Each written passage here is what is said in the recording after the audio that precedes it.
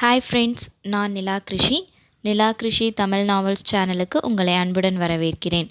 என்னுடைய கதைகள் பொதுவாகவே காதல் அப்படிங்கிற ஒன்றை மட்டும்தான் சுற்றி சுற்றி வரும். இந்த கதையும் அப்படி தான். அண்ட் நான் உங்களுக்கு 100% கேரண்டி கொடுக்குறேன். என் கதைகளில் நீங்கள் செலவழிக்கிற நேரம் நிச்சயம் அழகானதாகத்தான் இருக்கும். உங்களுடைய அழகான நேரங்களை காதலுடன் செலவழித்திட என் கதைகளுடன் இணைந்து பயணியுங்கள். ஓகே, கதைக்குள்ளே போயிடுவோமா? எவனோ என் அகம் தொட்டு விட்டான். நம் கதையின் நாயகன் ஆதித்யன் மிகப்பெரிய தொழில் சாம்ராஜ்யத்தை கட்டியாலும் ஒரு இளம் தொழிலதிபன், கோபக்காரன், நினைத்ததை அடைய நினைக்கும் பிடிவாதக்காரன்.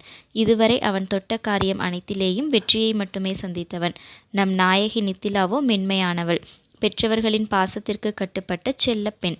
காதல் என்ற சொல்லின் மறுபெயர் பெற்றவர்களுக்கு பிள்ளைகள் செய்யும் நம்பிக்கை துரோகம் என்று நினைப்பவள். பெற்றவர்களுக்கு தெரியாமல் ஒரு அடி கூட எடுத்து வைக்க மாட்டேன் என்ற கொள்கையை உடையவள். இப்படிப்பட்ட நாயகியை பார்த்தவுடனேயே காதலில் விழுந்து விடுகிறான் நம் நாயகன். இவனோ பிடிவாதக்காரன், அவளோ காதல் என்ற சொல்லை கேட்டாலே காதை பொத்திக் கொள்பவள். இவ்விருவரையும் வைத்து காதல் நடத்தும் நாடகமே எவனோ என் அகம் தொட்டு விட்டான். வழக்கமான காதல் கதை தானே அப்படின்னு நினச்சிடாதீங்க. வழக்கமான காதல் கதை தான், ஆனால் என்னுடைய எழுத்துக்கள் நிச்சயம் உங்கள் மனசை கொள்றதா இருக்கும். ஓகே, எவனோ என் அகம் தொட்டு விட்டான். அத்தியாயம் 1. ஆதவன் தன் செங்கிரணங்களால் பூமி காதலியை முத்தமிட்டு கொண்டிருந்தான். நிலவும் நட்சத்திரங்களும் கதிரவன் வருகை அறிந்து நாணி மேகத்துக்குள் முகம் புதைத்து கொண்டனர். வானெங்கும் இரைகளை தேடும் பறவைகளின் கீச் கீச் ஒலி. அழகிய இளங்காலை பொழுது மிக அழகாக புலர்ந்து கொண்டிருந்தது. இக்காட்சியை காண்பதற்கு நித்திலாவிற்கு ஒருபோதும் சலிப்பதில்லை. நித்திலா, இவள்தான் நம் கதையின் நாயகி. பெயருக்கேற்ற குணத்தையும் பிறை நெற்றியையும் வில் போன்ற புருவங்களையும் மைவிழி கண்களையும் இடையை தொடும் நீண்ட கருங்குழலையும் கொண்டவள். 22 வயது நிரம்பிய எம்காம் படிக்கும் மாணவி. ஏ நித்தி, வந்து பால்குடி, கல்லூரிக்கு நேரமாகிறது பார் என்ற குரல் கேட்டு திரும்பி பார்த்தாள். அவளது அம்மா மீனாட்சி தான் அழைத்து கொண்டிருந்தார். உங்க மகளுக்கு அதிகம் செல்லம் கொடுத்து கெடுத்து வச்சிருக்கீங்க, கூப்பிடுவது கூட காதில் விழாமல் நிற்கிறா பாருங்க என்று கணவன் கிருஷ்ணரிடம் புகார் வாசித்தார். விடுடி, தினமும் நடப்பது தானே. அவ காலையில் எழுந்தவுடனே மாடிக்கு போய் ரசிக்கிறதும் நீ அவளை திட்டுறதும் தினமும் இதே கதை தான் நடந்துட்டு இருக்கு. ஏதோ சின்ன பெண், நம்ம வீட்டில் இருக்கிற வரைக்கும் தானே இப்படி இருக்க முடியும். நாளைக்கே கல்யாணம் பண்ணிக்கிட்டு போனால் அவங்க வீட்டு பொண்ணா மாறிட போறா. இங்க இருக்கிற வரைக்கும் அவளை அவ போக்கில விடு என்று அன்பான அப்பாவாக தன் மகளுக்கு பரிந்து கொண்டு வந்தார் கிருஷ்ணன். அப்போதுதான் மாடியிலிருந்து இறங்கி வந்த நித்திலா தந்தையின் பேச்சை கேட்டு என் செல்ல அப்பா என்றபடி அவரை கட்டி கொண்டாள். இப்படியே 2 பேரும் கொஞ்சிக்கிட்டே இருங்க. நாளைக்கு போகிற வீட்டில் இப்படி நின்று பராக்கு பார்த்துக்கிட்டு இருந்தால் 4 சாத்து சாத்துவாங்க என்றார் மீனாட்சி. அதெல்லாம் என் பொண்ணு பார்த்துக்குவா, நீ போய் சமையலை கவனி, போ என்று மனைவியை விரட்டியவர் தன் மகளை பாசத்தோடு அணைத்து கொண்டார். அப்படி சொல்லுங்க அப்பா என்று தன் தந்தையிடம் செல்லம் கொஞ்சி கொண்டிருந்த நித்திலாவை நோக்கி சித்தி நானு என்றபடி ஓடி வந்தது அவர்கள் வீட்டு குட்டி வாண்டான அதிதி. என் செல்ல குட்டி வாடா என்றபடி அந்த குட்டியை அள்ளி கொண்டாள் நித்திலா. கிருஷ்ணன் மீனாட்சி தம்பதியின் மூத்த மகள் தீபிகாவை அவர்களது சொந்த ஊரான கோவையிலேயே கட்டி கொடுத்திருந்தனர். தீபிகாவின் கணவனான கேசவன் ஒரு கல்லூரியில் பேராசிரியராக பணியாற்றி கொண்டிருக்கிறார். இவர்களின் செல்வ புதல்விதான் 1 வயதை நிரம்பிய அதிதி குட்டி. கேசவன் வேலை விஷயமாக வெளியூர் சென்றிருந்ததால் தாய் வீடு வந்திருந்தாள் தீபிகா. அடுத்த அரை மணி நேரத்தில் குளித்து முடித்து கிளம்பியவள், அம்மா என்ன டிஃபன் என்றபடி உணவு மேஜைக்கு வந்த அமர, இட்லி சுட்டு வச்சிருக்கிறேன் பாரு, சாப்பிட்டுட்டு கிளம்பு, சமையலறையில் இருந்தபடியே குரல் கொடுத்தார் மீனாட்சி. அவசரமாக 2 இட்லியை பிட்டு வாயில் போட்டுக்கொண்டே வரேன்மா பாய்ப்பா என்று கத்திக்கொண்டே வாசலுக்கு வந்தவள் தன் ஸ்கூட்டியை எடுத்துக்கொண்டு கல்லூரிக்கு விரைந்தாள்.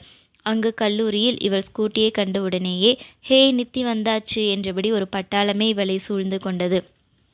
நித்தி, எக்ஸாம்க்கு படிச்சிட்டியா என்று கேட்ட நிவேதாவிற்கு ஏதோ படிச்சிருக்கேண்டி என்று இவள் பதில் கூற, இவர்களுக்கிடையில் வந்த சுமதி, அவளுக்கு என்ன, அவ தான் எப்போ பாரு ஃபர்ஸ்ட் ரேங்க் வாங்குறா, அதெல்லாம் படிச்சிருப்பா என்க.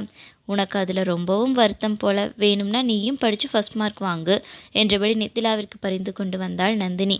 அப்பா பிசாசுகளா, உங்கள் பேச்சை அப்புறம் வச்சுக்கலாம், இப்போ எக்ஸாம் ஹாலுக்கு போய் எக்ஸாம் எழுதுகிற வழியை பார்ப்போம் என்று கல்பனா அதட்டல் போட அனைவரும் தேர்வு அறையை நோக்கி நடந்தனர்.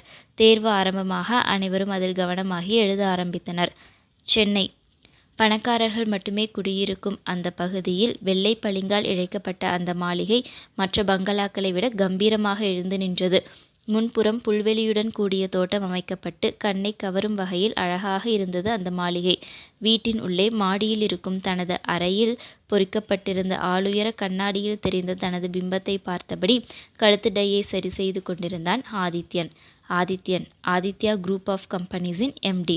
6 அடிக்கும் சற்று அதிகமான உயரமும் அதற்கேற்ற உடற்கட்டுக்கும் சொந்தக்காரன். தீர்க்கமான பார்வையுள்ள கண்கள் எதிராளியின் மனதை அக்குவேறு ஆணிவேராக அலசிவிடும். நான் பிடிவாதக்காரன் என்பதை காட்டும் அழுத்தமான உதடுகள். ஆதித்யனுக்கு கோபம் சற்று அதிகமாகவே வரும். மனதில் நினைத்ததை அடைந்தே தீரும் அழுத்தக்காரன். தனது போனை காதுக்கு கொடுத்தபடி மாடியிலிருந்து இறங்கி வந்த தன் மகனை கண்டதும் எப்பொழுதும் போல் அன்றும் கர்வம் கொண்டார். சோபாவில் அமர்ந்து அன்றைய நாளிதழை புரட்டி கொண்டிருந்த ஆதித்யனின் தந்தை மாணிக்கம். பின்னே இருக்காதா?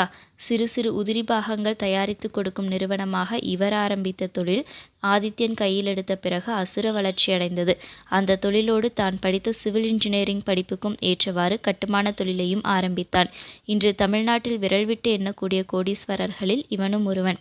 குட் மார்னிங் டாட் என்றவனிடம், குட் மார்னிங் ஆதி, என்ன இன்னைக்கு சீக்கிரமாகவே ஆஃபீஸ்க்கு கிளம்பிட்ட போல என்று கேள்வி எழுப்ப, யா டாட், ஒரு முக்கியமான மீட்டிங் இருக்கு என்று பதில் சொல்லியபடியே தன் மணிக்கட்டில் கட்டியிருந்த வாட்சில் மணி பார்த்தான். 2 பேரும் ஆரத்தி எடுத்துக்கோங்க என்றபடி பூஜை அறையிலிருந்து வெளியில் வந்தார் ஆதித்யனின் தாய் லட்சுமி. முகத்தில் மஞ்சள் மிளிர பார்வையில் அன்பும் கருணையும் ததும்ப வந்த தாயை பார்த்து சிறு புன்னகையுடன் ஆரத்தியை எடுத்துக்கொண்டான் ஆதித்யன். என்ன லட்சு, இன்னைக்கு உன் முருகன் கிட்ட என்ன மனு போட்ட என்று மாணிக்கம் தன் மனைவியை சீண்ட, எப்பொழுதும் போல என் கணவனுக்கு நல்ல புத்தியை கொடு முருகா என்றுதான் வேண்டினேன் என்று அவர் பதிலுக்கு வாயாட, உங்களுக்கு தேவையா என்பது போல் பார்த்த மகனின் பார்வையிலிருந்து தப்பிப்பதற்காக படித்து கொண்டிருந்த நாளிதழில் தலையை புதைத்து கொண்டார் மாணிக்கம். நீ வாப்பா, சாப்பிட போகலாம். அன்பாக மகனை அழைத்தவர் கணவனிடம் திரும்பி, சாப்பிட்டுட்டு பேப்பரை பாருங்க, அப்படி என்னதான் அந்த பேப்பரில் இருக்குமோ தெரியல, எப்போ பாரு அதை வச்சுக்கிட்டே உட்கார்ந்துக்கிட்டு இருக்கீங்க என்று அதட்டியபடி சமையல் அறைக்கு சென்றார். இதில்தான் எல்லாமே இருக்கு லட்சு என்றபடி மனைவியை பின்தொடர்ந்து டைனிங் டேபிளுக்கு சென்றவர் அங்கே ஏற்கனவே உட்கார்ந்திருந்த மகனிடம் சென்று அமர்ந்து கொண்டார். எவ்வளவுதான் வேலைக்காரர்கள் இருந்தாலும் தன் மகனுக்கும் கணவனுக்கும் லட்சுமி தான் பரிமாறுவார். அன்றும் அவர் பரிமாற இருவரும் சாப்பிட ஆரம்பித்தனர். தந்தையும் மகனும் தொழில் விஷயத்தை பற்றி மட்டுமே பேசி கொண்டிருக்க அதை கேட்ட லட்சுமி, அடடா, சாப்பிடும்போதும் இந்த பேச்சுதானா, வேற ஏதாவது தான் பேசுங்களேன் என்று அழைத்து கொள்ள, நான் என்ன பண்ணட்டும் லட்சு, உன் மகன் பிஸ்னஸை கையில் எடுத்த பிறகு எனக்கு ரெஸ்ட் கொடுத்து வீட்டில் உட்கார வச்சுட்டான், எப்படி பொழுதை போக்குறதுனே தெரியல என்று சலித்து கொண்டார் மாணிக்கம். பேசாமல் உன் மகனுக்கு கல்யாணம் செஞ்சு வச்சுடு, மருமகள் வந்து பேரப்பிள்ளைகள் பெற்று தந்தால் அதுக பின்னாடி ஓடுறதுலேயே நேரம் போயிடும் என்று கூறியபடியே அங்கு ஆஜரானார் மாணிக்கத்தின் தன் தாய் கமலாம்பாள். சரியா சொன்ன கமலு, எவ்வளவு நாள் தான் இந்த மூஞ்சிகளையே பார்க்கிறது என்று தன் மனைவி கொத்தி ஊதியபடி வந்தவர் சுந்தரம், மாணிக்கத்தின் தந்தை. அனைவரும் ஆவலாக ஆதித்யனின் முகம் பார்க்க, அவனோ, நான் தான் ஏற்கனவே சொல்லியிருக்கேனே, இப்போதைக்கு கல்யாண பேச்சு எடுக்க வேண்டாம், இன்னும் 2 வருஷம் போகட்டும் என்றான் சற்று கோபமாக. இப்பவே உனக்கு 28 வயசாச்சு, இன்னும் 2 வருஷம்னா எப்போ 30 வயசுல கல்யாணம் பண்ணிக்கிறையா? அவன் அம்மாவும் சற்று கோபமாக கேள்வி கேட்க அவன் சற்று தளைந்து போனான். ப்ளீஸ்மா, இன்னும் 1 வருஷம் பொறுத்துக்கோங்க, சிங்கப்பூரில் ஒரு பிரான்ச் ஸ்டார்ட் பண்ணலாம்னு இருக்கேன், அந்த வேலைகள் முடிஞ்ச பிறகு பார்க்கலாம். சரி, இன்னும் 1 வருஷம்தான் உனக்கு டைம், அதுக்கப்புறம் நான் உனக்கு பொண்ணு பார்க்க ஆரம்பிச்சிடுவேன் என்று முடித்து விட்டார் லட்சுமி. எப்படியோ தப்பித்தால் போதும் என்று நினைத்தவன், ஓகே, நான் ஆஃபீஸ்க்கு கிளம்புறேன், பாய் மா, பை டாடி, பாய் கமலு என்றபடி பாட்டியின் கன்னத்தை பிடித்து இழுத்துவிட்டு சென்றான். டே, என் மனைவியை நான் மட்டும்தான் கமலுன்னு கூப்பிடுவேன், உனக்கு அந்த உரிமை இல்லை என்று அவனுடைய தாத்தா போர்க்கொடியை தூக்க, பாரு கமலு என்று முறையிட்ட தன் பேரனிடம், நீ கிளம்பு கண்ணு, உன் தாத்தாவுக்கு வயசு குறைஞ்சிருச்சுன்னு நினப்பு, நான் பார்த்துக்கிறேன் என்று கொஞ்சியபடி பேரனை வழி அனுப்பி வைத்தார் அவனது செல்ல பாட்டி.